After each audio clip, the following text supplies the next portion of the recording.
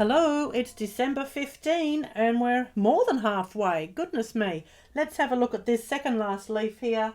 We're going to have a zigzag style pattern again with a difference, of course.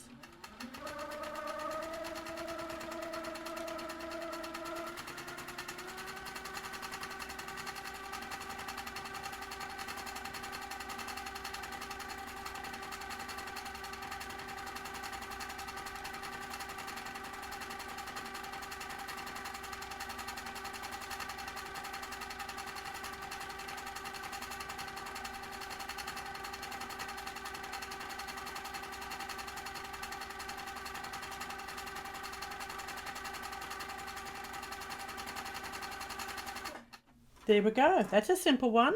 You could always come back and add another triangle shape in there. Let's do that.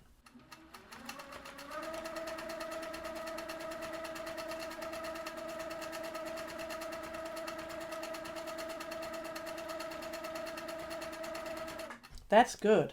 I tell you what, if your next quilt has lots of leaves in it, you're going to be well and truly prepared with plenty of ideas. Okay, bye-bye. See you tomorrow.